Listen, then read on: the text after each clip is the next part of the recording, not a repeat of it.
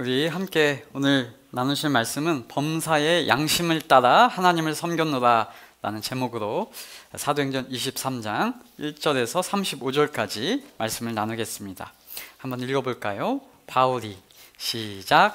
바울이 공회를 주목하여 이르되 여러분 형제들아, 오늘까지 나는 범사의 양심을 따라 하나님을 섬겼노라 하거늘, 대제사장 아나니아가 바울 곁에 서 있는 사람들에게 그 입을 치라 명하니, 바울이 이르되 회칠한 담이여, 하나님이 너를 치시리로다. 네가 나를 율법대로 심판한다고 앉아서 율법을 어기고 나를 치라 하느냐 하니, 곁에 선 사람들이 말하되 하나님의 대제사장을 네가 욕하느냐? 바울이 이르되 형제들아, 나는 그가 대제사장인 줄 알지 못하였노라. 기록하였으되 너희의 백성의 관리를 비방하지 말라 하였느니라 하더라. 바울이 그 중 일부는 사두개인이요 다른 일부는 바리새인인 줄 알고 공회에서 외쳐 이르되 여러분 형제들아, 나는 바리새인이요 또 바리새인의 아들이라. 죽은 자의 소망 곧 부활로 말미암아 내가 신문을 받노라. 그 말을 한즉 바리새인과 사두개인 사이에 다툼이 생겨 무리가 나뉘어지니, 이는 사두개인은 부활도 없고 천사도 없고 영도 없다 하고 바리새인은 다 있다 함이라. 크게 떠들새 바리새인 편에서 몇 서기관이 일어나 다투어 이르되 우리가 이 사람을 보니 악한 것이 없도다. 혹 영이나 혹 천사가 그에게 말하였으면 어찌하겠느냐 하여 큰 분쟁이 생기니, 천부장은 바울이 그들에게 찢겨질까 하여 군인을 명하여 내려가 무리 가운데서 빼앗아 가지고 영내로 들어가라 하니라. 그날 밤에 주께서 바울 곁에 서서 이르시되 담대하라. 네가 예루살렘에서 나의 일을 증언한 것 같이 로마에서도 증언하여야 하리라 하시니라. 날이 새매 유대인들이 당을 지어 맹세하되 바울을 죽이기 전에는 먹지도 아니하고 마시지도 아니하겠다 하고, 이같이 동맹한 자가 40여 명이더라.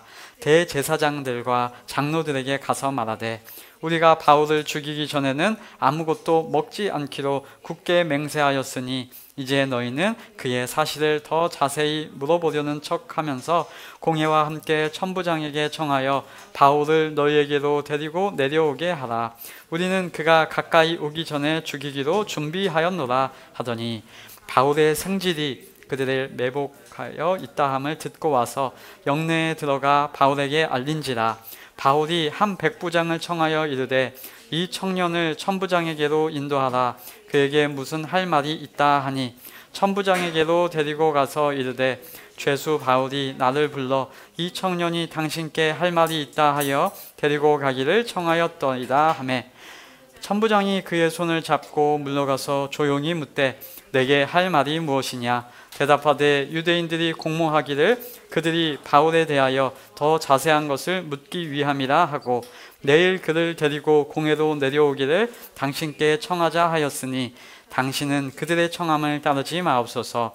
그들 중에서 바울을 죽이기 전에는 먹지도 않고 마시지도 않기로 맹세한 자 40여 명이 그를 죽이려고 숨어서 지금 다 준비하고 당신의 허락만 기다리니이다 하니, 이에 천부장이 청년을 보내며 경계하되 이 일을 내게 알렸다고 아무에게도 이르지 말라 하고, 백부장 둘을 불러 이르되 밤 제3시에 가이사랴까지 갈 보병 200명과 기병 70명과 창병 200명을 준비하라 하고, 또 바울을 태워 총독 벨릭스에게로 무사히 보내기 위하여 짐승을 준비하라 명하여, 또 이 아래와 같이 편지하니, 일러스되 글라우디오 루시아는 총독 벨릭스 가깝게 문안하나이다. 이 사람이 유대인들에게 잡혀 죽게 된 것을 내가 로마 사람인 줄 들어 알고 군대를 거느리고 가서 구원하여다가 유대인들이 무슨 일로 그를 고발하는지 알고자 하여 그들의 공회로 데리고 내려갔더니, 고발하는 것이 그들의 율법 문제에 관한 것뿐이요 한 가지도 죽이거나 결박할 사유가 없음을 발견하였나이다. 그러나 이 사람을 해하려는 관계가 있다고 누가 내게 알려주기로 곧 당신께로 보내며, 또 고발하는 사람들도 당신 앞에서 그에게 대하여 말하라 하였나이다 하였더라. 보병이 명을 받은 대로 밤에 바울을 데리고 안디바드리에 이르러 이튿날 기병으로 바울을 호송하게 하고 영내로 돌아가니라. 그들이 가이사랴에 들어가서 편지를 총독에게 드리고 바울을 그 앞에 세우니 총독이 읽고 바울더러 어느 영지 사람이냐 물어 길리기아 사람인 줄 알고 이르되 너를 고발하는 사람들이 오거든 네 말을 들으리라 하고 헤롯 궁에 그를 지키라 명하니라. 아멘.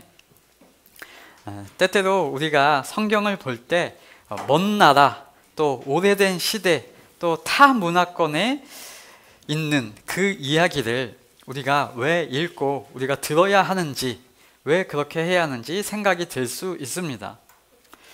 성경을 읽고 있으면 이게 무슨 이야기인지 이게 무슨 의미가 있나 나에게 어떤 관련이 있나 생각이 들 수 있죠. 그럴 때 도움이 되시라고 있는 것이 설교입니다.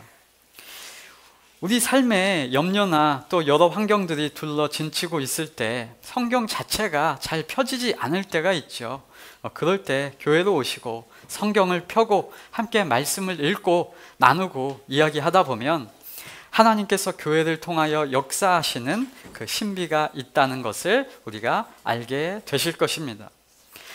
성경 말씀은 진리로서 시대를 초월하고 문화를 초월하고 여전히 우리 생활과 밀접하게 연관이 되어 있다는 것입니다. 성경에서 말씀하시는 내용이 먼 나라, 과거의 타 문화, 우리와 동떨어진 이야기처럼 보이지만 사실상 곰곰이 읽어보면 그렇지 않다는 것도 알 수 있습니다. 여러분, 사람의 이 죄인된 습성, 이거 과거나 지금이나 그 존재적인 모습은 같고요. 또 동양이나 서양이나 문화는 다르지만 그 문화 이면에 있는 세상적 원리는 비슷합니다. 또 계급이, 계층이 왕이든지 평민이든지 어느 시대, 어느 문화나 처해진 환경, 받아들이는 인식이 비슷합니다. 성경이 두꺼운 이유는 한 가지, 하나님의 원리를 가지고 이런 상황, 저런 상황, 이런 문화, 이런 계층 모든 사회 속에서 다 적용될 수 있도록 하나님의 복음을 전하기 위해서 여러 가지 이야기를 하고 있다라는 사실을 아시기 바랍니다. 오늘 사도 바울이 처해진 환경을 보면요, 사람들로부터 고발당해서 둘러싸인 그런 환경에 처해 있습니다.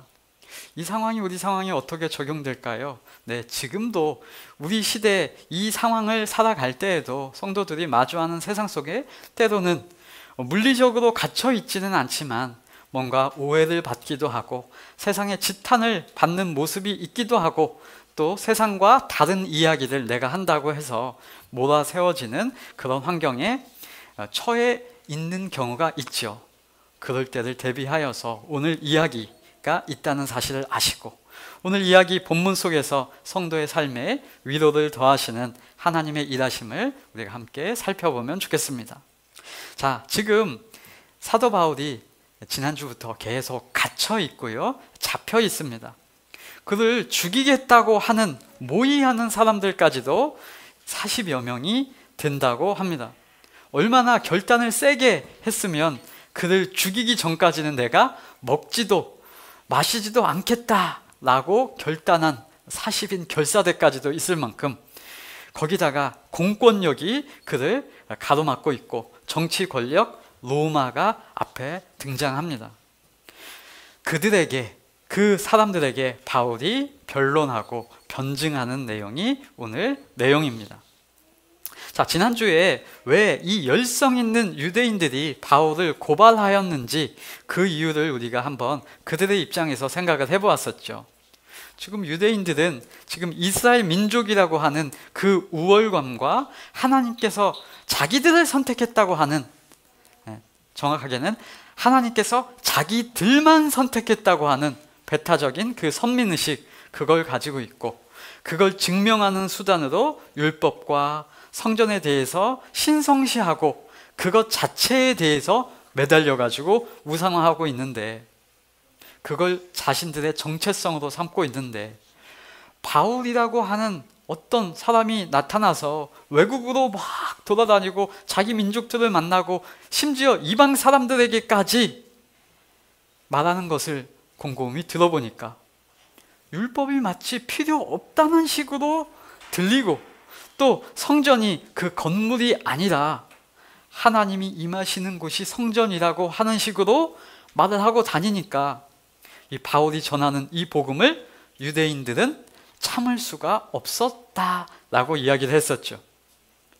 혹시 여러분 같으면 어떤 마음이 들겠습니까? 여러분이 평생을 태어날 때부터 정말 애지중지해서 믿고 신뢰하고 지키고 있었던 그 신념이 있다고 해보십시오. 내가 힘쓰고 애쓰고 열정을 다해서 사람들 누가 뭐라고 해도 나는 그것이 맞다고 생각하여서 지키고 있는 그것을 누군가 와서 얘기를 하는데 마치 그것은 별것 아닌 듯이 말하고 무시하는 것처럼 여러분에게 말한다면, 들린다면 여러분 어떻게 하시겠습니까?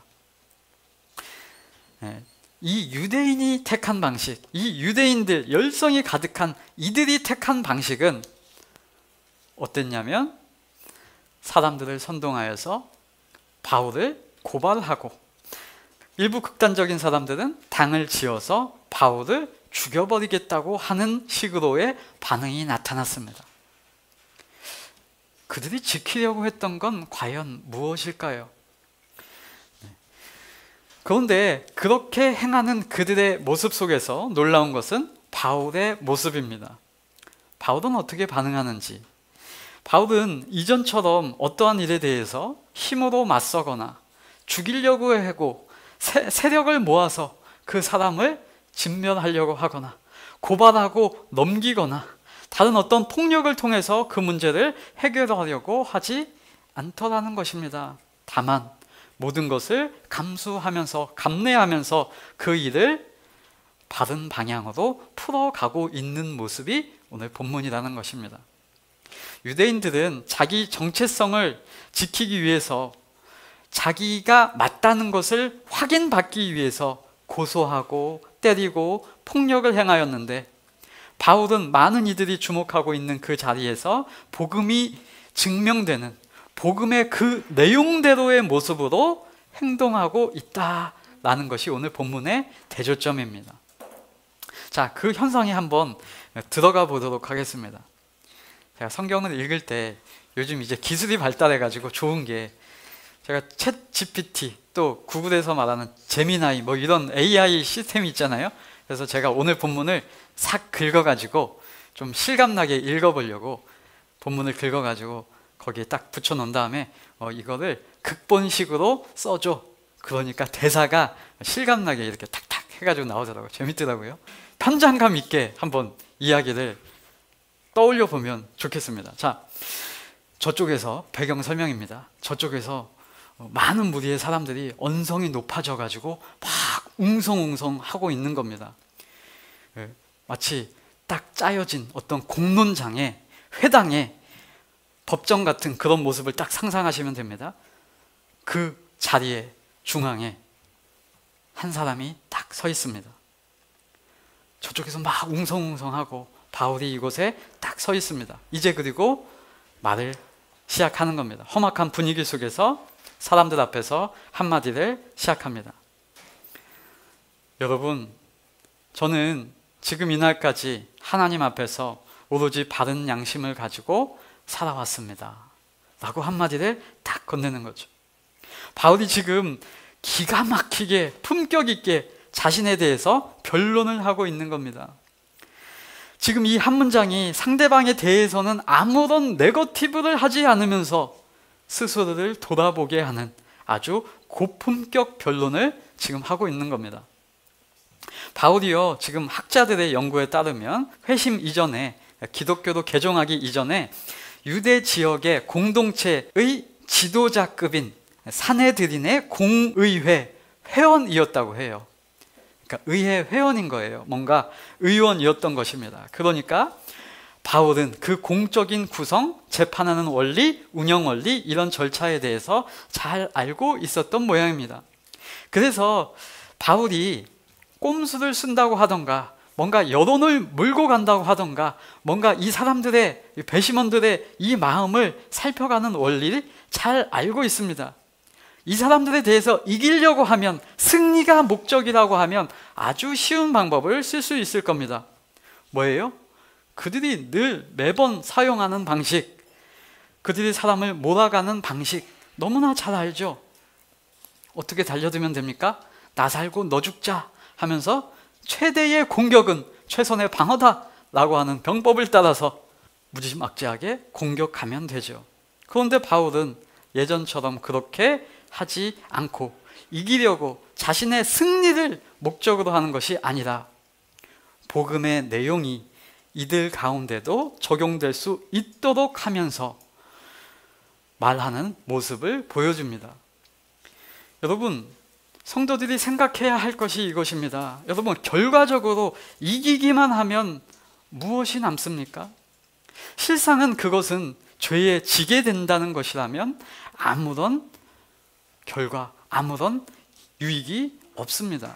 지금 바울이 여기서 이기기만 하면 뭐예요? 나는 맞아, 나는 합당해, 나는 맞으니까 너는 틀렸어 라고 하는 것이 목적이라면 승리는 할 수 있겠지만 전혀 그들을 도울 수 없고 그들의 삶 가운데 하나님의 복음의 증거가 나타날 수 없게 하는 것이죠. 그러나 세상에서의 재판의 목적은 오직 하나, 승리하는 겁니다. 승소, 고소해서 승리하는 것, 그것뿐이죠. 승리의 결과는 무엇입니까? 승리해서 상대방은 망하게 하고 죽이고 나는 살고, 그거죠. 그런데 바울은 지금 내가 맞고 너희는 틀렸다 이렇게 하고 끝날 것이 아니라 내가 맞지만 이 내가 맞는 진리, 복음을 가졌기에, 그 더 바른 진리를 가졌기에 너희를 품어내고 너희에게 도움을 주고 너희를 깨닫게 해줄 수 있는 그 내용으로 간다라는 것입니다. 그것이 세상과 복음의 구별, 그것을 나타나도록 하는 정교한 변론으로 오늘 바울의 이 말 속에 나옵니다. 바울이 이렇게 말을 시작했죠. 나는 하나님 앞에 바른 양심을 가지고 살아왔습니다. 여러분, 이 말은 지금 남을 깔아내린 것 없고요, 자신을 변론한 것입니다. 그런데 이 말이 바울을 못마땅하게 생각하는 사람은 자신에 대한 공격으로 받아들이게 되는 것이죠. 자, 이렇게 논리가 되는 겁니다. 바울은 지금 이들을 네거티브 하지 않았어요. 누구에 대해서만 얘기했습니까? 나에 대해서만 얘기했죠. 그런데 그것을 이들은 어떻게 듣게 되냐면 이런 논리죠. 네가 하나님의 논리, 하나님의 양심을 가지고 살았다고? 그러면 이들은 어떻게 들어요? 너를 고소하고 너를 잘못했다고 하는 우리는 그럼 비양심이라는 것이냐? 우리는 하나님 앞에 양심적으로 살지 않아서 너를 고소했다는 말이냐? 이런 식으로 반응하죠. 그러면 당연히 2절이 나오는 거죠. 대제사장 아나니아가 바울 곁에 서 있는 사람들에게 그 입을 치라 합니다. 바울은 그렇게 나올 것도 이미 알고 있었다는 듯이 3절 바울의 답변이 이겁니다. 회칠한 담이여, 하나님이 너를 치시리로다. 네가 나를 율법대로 심판한다고 앉아서 율법을 어기고 나를 치라 하느냐, 이겁니다. 자, 바울의 말이 얼마나 지혜롭게 행했는지를 보세요. 사람들이 어거지 소리를 할 때 참 답답하고 할 말이 많이 있었겠죠. 그런데 변론을 하라 하니까 나는 하나님의 양심에 따라 살았다라고 하면서 상대방은 무너뜨리지 않고 상대방은 네거티브 하지 않고 그들의 고발에 대해서 품격 있게 대응을 한 겁니다. 그러니까 상대방이 전혀 품격 없이 그 입을 치라 하고 폭력을 쓰죠. 그러니까 바울이 회칠한 담이여, 하나님이 너를 치시리로다 하면서 아주 명쾌한 말을 합니다. 이 회칠한 담이여, 이 표현이 어디에 나오는지 좀 살펴봤더니 구약 성경에 이런 표현들이 있더라고요. 에스겔서 13장 14절에 회칠한 담아, 내가 이렇게 허물어서 땅에 넘어뜨리고 그 기초를 드러낼 것이라. 담이 무너진 즉 너희가 그 가운데서 망하리니 나를 여호와인 줄 알리라 라고 하는 말씀을 아마 인용한 것 같아요. 바울은 지금 하나님의 말씀을 인용해서 그들의 폭력성을 니들이 그렇게 따르고 생각한다고 하는 그 하나님의 율법, 하나님의 말씀을 가지고 이해해봐라 생각하도록 한 것이죠. 이들이 얼마나 성경에 능통하다고 하고 하나님의 말씀에 율법에 스스로 정통하다고 우리는 그러니까 율법사가 되었다고 자부하고 있는데, 그러니까 그 말씀을 기준으로 재판한다 라고 하고 있는데, 율법과 전혀 위배되는 폭력으로 그 하나님의 모습, 하나님의 율법을 지키지 않음을 드러내고 있다라는 것이죠. 바울이 상대방이 지금 자기 입을 치라고 해서 화가 나서 아무 말이나 내뱉은 것이 아니라 하나님의 말씀에 대하여 말하고 있다라는 것입니다. 왜요? 너희들이 그렇게 생각하고 있는 것이 지금 하나님의 말씀, 하나님 율법 지키자고 나를 고발한 거 아니냐라는 것을 생각나도록 해주는 거죠. 형제들이요, 지금 자네들이 나를 고발해서 내가 잡힌 이유가 뭐냐? 하나님의 율법을 내가 어긴다고 해서 데려온 거 아니냐? 그런데 그 율법으로 너희가 나를 고발했으면서 너희가 하나님이 하지 말라고 하시는 것, 이유 없이 상대방에게 폭력을 쓰면서 율법을 어기고 있는 것 아니냐 하고 깨우쳐 주는 거죠. 그러면 그거 회칠한 무덤이고, 그거 하나님의 율법을 어긴 것이고, 그거 하나님이 무너뜨리신다고 하셨어 라고 기록되지 않았느냐 라고까지 말하는 것이죠. 이 논리가 지금 아주 기가 막히게 품격 있게 변론을 하고 있는 것이죠. 지금 3절까지 딱 읽었는데, 고발된 자는 선을 행하였고, 고발을 한 자는 고발한 내용으로 자기가 고발되는 상황이 되어버렸습니다. 바울이 불법을 행했다고 고발하였는데, 이제 법을 어긴 자는 바울을 고발한 자가 되어버리는 이런 상황이 되어버렸죠. 지금 판결이 나지도 않았는데 공의의 절차를 거쳐가고 있는데, 이미 돌 던지고 폭력을 쓰고 입을 치라고 하니까 그것이 법을 지키지 않는 것, 그 모습이 이미 확연하게 드러나 버린 것이죠. 논리에서 탁 막히면 이제 사람들이 쓸 수 있는 방법은 무엇입니까? 네, 한 가지밖에 없죠. 저와 여러분이 많이 경험해 보시고 혹 사용해 보신 적도 있을 겁니다. 혹시 여러분이 이 논리 싸움 이야기에서 딱 막히면 많이 쓰는 거 뭐예요? 권위를 가지고 나오는 것입니다. 딱 막히니까 이제 말하는 겁니다. 아니, 네가 하나님의 대제사장을 욕하느냐? 라고 말하죠. 여러분, 그런데 생각해 봐야죠. 여러분, 권위자는 불법을 행해도 되는 것입니까? 권위자는 규정을 막 어겨도 되는 것입니까? 아니죠. 그런데 사람들은 늘 수세에 몰리면 그렇게 권위 논쟁을 가지고 옵니다. 동네 싸움에서도 흔히 보는 거예요. 늘 하는 말이, 뭔가 싸움이 나고 말이 막히고 이야기가 충돌되면, 그래서 너 몇 살이요? 그러고요. 너 내가 누군지 알아? 우리 아버지가 누군지 알아? 너 내가 어떤 위치에 있는지 알아? 너 잘못 건드렸어? 하면서 하는 죄인의 레파토리가 나오는 거죠. 자, 이렇게 권위를 들고 나오는 말을 하니까 바울의 또 품격 있는 반응을 보겠습니다. 5절, 형제들아, 나는 그가 대제사장인 줄 알지 못하였노라. 기록하였으되 너의 백성의 관리를 비방하지 말라 하였느니라 하고 말합니다. 여러분, 참 품격 있고요, 답변이 참 지혜로운 겁니다. 지금 저들이 강조하고 있는 것이 율법, 그걸로 바울을 고발했단 말이에요. 그러니까 바울은 그들이 중요하다고 생각하는 율법, 그거 너희들은 어기면서 폭력적으로 그렇게 권위주의적인 논쟁으로 막 들이대고 있는데, 나는 이렇게 너희들을 존중할 거야 라고 하면서 율법을 존중하면서 그 권위를 인정해 주는 모습. 율법에도 너의 백성의 관리를 비방하지 말라고 하였지 몰라서 그랬습니다 하고 말을 이어가는 겁니다. 호통은 이 대제사장이 치고 사과는 바울이 했는데, 정작 율법을 어기고 질서를 어기고 있는 자들은 대제사장이 되어버린 꼴이 된 것이죠. 율법을 바르게 지키고 있는 자는 바울이 되어버린 것입니다. 지금 바울의 목적은 이 재판에서 이겨서 저들을 눌러버리는 것, 그것 자체가 아니라 저들로 하여금 저들도 하나님의 은혜의 대상이고 저들도 하나님의 율법이 무엇인지 바르게 분별하여서 알게 되는 것, 무엇이 하나님의 복음인지를 알게 하기 위함이 바울의 목적이기 때문에 그저 닥치고 공격이 아니라 하나님의 말씀, 하나님의 인식, 그 율법을 바르게 이해하고 판단할 수 있는 과정을 저와 여러분은 보고 계십니다. 지금 사람들의 생각을 이렇게 바꿔가는 모습을, 과정을 보는 겁니다. 너희가 지금 나를 고소하고 고발하고 있는데 그것이 합당한 일인가? 그거 아니지 않느냐 하고 말을 이끌어가고 있죠.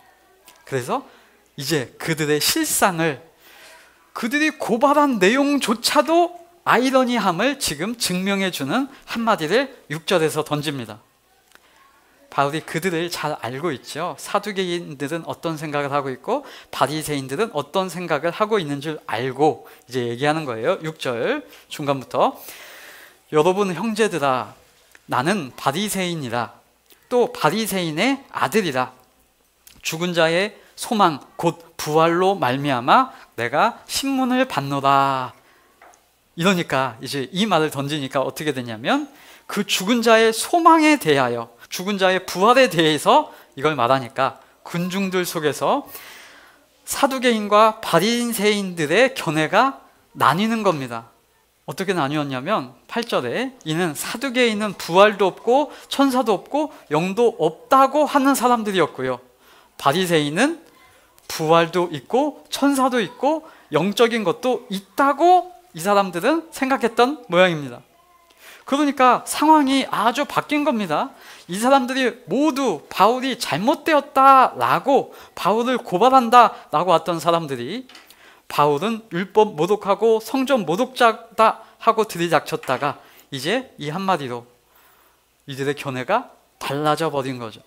그래서 9절 크게 떠들세 바리새인 편에서 몇 서기관이 일어나 다투어 이르되, 이게 이런 이야기가 나오는 거예요. 우리가 이 사람을 보니 악한 것이 없도다. 혹 영이나 혹 천사가 그들에게 말하였으면 어찌하겠느냐라고 하는 생각, 이런 깨달음들이 소록소록 드러나는 겁니다. 이제 사람들이 생각하고요, 왜 우리가 이 사람을 고발했지? 저 사람이 율법을 모독하는 자인가? 지켜보니까 율법 모독하는 거고 또 폭행을 행하는 자는 대제사장이야. 근데 저 사람은 저렇게 예의 있게 갖추고 품격 있게 하는데 하나님의 말씀으로 저 사람이 저렇게 된 거 아니야? 라고 하는 말들을 이렇게 하고 있죠. 지금 바울이 얼마나 말을 잘하고 있느냐 하고 바울을 칭찬하자는 것이 아니라 바울이 성도로서의 자세, 성도의 마음, 그 태도를 우리가 한번 살펴보자 라고 하는 것입니다. 바울이 변론을 하고 있는데 나는 지혜롭고 너희들은 무식하다 하고 사람들을 정죄하고 까발리는 모습으로, 네거티브하는 모습으로 그렇게 얘기하는 것이 아니라 나를 고발하고 있는 너희들의 본질, 그거 한번 잘 생각해 봐봐. 내가 율법을 모독하는 것이 아니라 하나님의 성전을 모독하는 것이 아니야 라고 그 실상이 맞는가 하고 스스로 생각해 볼 수 있도록 지금 변증하고 있다라는 것입니다. 그들을 정죄하고 일일이 잘못하고 있다고 지적하지 않고 바울의 모습을 통하여, 이 품격을 통하여, 변증 과정을 통하여 그들 스스로가 나 이러면 우리가 틀린 거고 우리가 잘못한 거 아니야? 하고 생각할 수 있도록 도와주도록 바울은 변론하고 있다라는 것입니다. 이런 모습이 잠언에 이렇게 말하죠. 잠언 25장 9절에 너는 이웃과 다투거든 변론만 하고 남의 은밀한 일은 누설하지 말라라고요. 네, 지금 그들을 정죄하여서 너희들은 틀렸다고 몰아붙여서 바울이 높은 자리에 우위에 이기려고 하는 그런 정치 싸움을 하고 있는 것이 아니라 바울은 오히려 고소를 당했고 오해받는 상황 가운데서도 모든 과정이 남을 죽이고 이기고 정죄하려는 마음이 아니며 그들을 억누르고 재판에서 이기려고 하는 의도가 아니라 상대방에게도 바른 것을 찾아가게 하는 유익이 되게 해주는 그 원리로 복음적으로 변론하고 있다라는 것입니다. 여러분, 진리는 진실이기 때문에 상대를 정죄하고 죽이고 이기는 것이 아니어야 합니다. 진리는 진실되기 때문에 상대방을 품고 상대방을 감당해주고 상대방에게 유익을 주고 진리의 역할을 해내는 것, 그게 진리이기 때문입니다. 예수님은 진리 되신 분입니다. 그런데 그 진리, 맞다, 진실이라는 그것 때문에 사람들을 죽이고 멸망으로 이끌어간 것이 아니라 오히려 진실되기 때문에, 진리이기 때문에, 맞기 때문에, 내가 맞는 그 진리이기 때문에 상대방을 자유케 하고 품어주고 그 진리의 역할, 인간에게 유익이 되게 하는 그 모습으로 나아가셨다는 것을 지금 바울을 통하여 이 열매를, 결과를 보여주고 있는 것이죠. 이렇게 소란스럽게 공회가 끝나자 이제 그 대적자들, 열성분자들은 바울을 어떻게 죽일까 그 궁리를 합니다. 먹지도 마시지도 않고 내가 그 바울을 죽일 거야 라고 하는 40명 결사대가 일어났고요. 죽이려고 작당 모의를 시작했습니다. 여러분, 근데 바울 입장에서 이거 특별한 일입니까? 아닙니까? 예, 바울의 예전 일상이었습니다. 바울도 자신도 율법에 대해서 바르게 알지 못했고 그냥 열성만 가득한 그때에, 하나님의 복음을 알지 못할 그때에 바울도 행했던 일입니다. 스데반을 돌로 쳐 죽일 때에 그때 찬성 투표를 하고 있었던 자가 바울입니다. 네, 바울을 죽이기 전에는 먹지도 마시지도 않겠다고 하는 그들에게도 필요한 것 무엇입니까? 오직 하나, 바울에게도 내려주신, 바울을 만나주신 그 하나님의 은혜가 그들에게도 필요한 줄로 믿습니다. 그때까지 하나님의 일하심이 있기까지 바울은 견뎌가고 오히려 피하고 그 사역을 감당해 가는 것입니다. 아니, 어떻게 그런 모습이 가능해요? 네, 불가능하죠. 인간의 마음으로는 불가능합니다. 여러분, 바울이 이전 자신의 성격, 자신의 성품대로 했으면 이미 상대방에게 더 악질적인 방법으로 하고 남았을 겁니다. 아니, 저들이 나를 죽이려고 그래? 선빵을 쳐야 된다, 먼저 공격해야 된다 라고 했겠죠. 나를 소중히 생각하는 사람들 모여라 해가지고 했겠죠. 상대방에게 더 그 악을 대비하기 위해서 더 악한 방법으로 하고 남았을 것입니다. 그러나 바울에게는 주님 말씀이 있었습니다. 11절에 있습니다. 그날 밤에 주께서 바울 곁에 서서 이르시되 담대하라. 네가 예루살렘에서 나의 일을 증언한 것 같이 로마에서도 증언하여야 하리라 하고 주님이 말씀하신 거죠. 네, 바울은 혹 이런 일로 인해서 낙담했을 수 있고 혹 이런 일로 인해서 마음이 침륜에 빠질 수도 있었겠지만 그때에도 주님의 말씀이 있었습니다. 그들이 바울을 아무리 죽이려고 해도 죽지 않을 거라고, 내가 너의 곁에 있다라고 말씀하시죠. 진리는 때때로 고독하지만 진리는 그 자체로 담대함으로 나아갈 힘을 줍니다. 주님 말씀을 들은 바울은 힘을 얻고 계속해서 그 길을 나아갑니다. 과연 사람들은 작전을 짜고 바울을 죽이려고 모의해도 바울을 죽일 수 없었습니다. 어떤 일이 일어났어요? 바울은 로마까지 가도록 주님께서 인도하시리라 말씀하신 그 말씀이 이루어지는 역사가 일어나죠. 일이 되는 게 어떻게 되어졌는지 보니까 죽이려고 하는 것을 이 바울의 조카가 들어요. 어떻게 들었는지 그걸 듣고 이제 관리에게로 갑니다. 그래서 여러분이 지금 재판하고 있는 그 바울을 합법적이지 않은 방법으로 죽이려고 한답니다. 그거 로마 시민인데 잘 보살펴 주십시오 라고 해서 그 천부장이 총독에게 편지까지 보내면서 병사들을 몇 명을 동원하는지 몰라요. 200명에 그리고 바울을 이송시킬, 걸어가면 힘드니까 짐승까지 태워가지고 보내라 라고 하면서 편지까지 딱 써서 바울을 지키게 합니다. 오히려 로마 관리들이 바울의 무고함을 말하고 이제 예루살렘에서 피해 가이사랴 항구 지역으로 이동시키는 것으로 오늘 본문이 이어지지요. 사도행전에서 보여주는 바울의 모습은 복음 전파했다, 그것만 강조되는 것이 아니라 복음의 원리대로 자신의 삶을 살아가고 있다라는 것이 증명되는 것입니다. 바울은 복음을 전하기 위해 악한 방법을 사용하지 않았고요, 하나님 나라 확장을 위한 명분으로 관리를 비방하고 대적하지 않았습니다. 진리를 사수한다라고 하는 목적으로 다른 이들을 정죄하거나 다치게 하고 폭력을 사용하지 않았습니다. 진리는 진리를 가진 자이기에 그 진리를 가장 바르게 활용하고 있는 것, 즉 복음의 원리대로 실천하는 것이어야 합니다. 본문에서 모습 너무나 아이러니하게 등장하는 겁니다. 율법을 가졌다고, 율법을 가장 잘 안다고 얘기하는 자가 가장 비율법적으로 행동하는 모습, 대제사장이었고, 우리는 가장 율법을 안다, 학문을 가르치고 선생이다 라고 하는 바리새인, 사두개인들이 진리를 알면서 진리로 행하지 못한 자가 되었습니다. 사도 바울은 하나님의 진리를 알아 진리로 행한 자, 그것이 이번 변론으로 증명된 것이죠. 여러분의 삶이 어떤 상황에 있는지 저는 잘 모릅니다.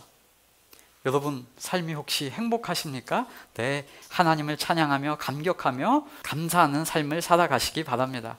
그런데 혹 여러분의 삶 가운데 힘겨운 때를 살아가고 계십니까? 혹 매였습니까? 혹 환난이라고 생각되는 것이 다가와 있습니까? 그럼 그때에 오늘 이 말씀을 생각해 보며 나아가면 좋겠습니다.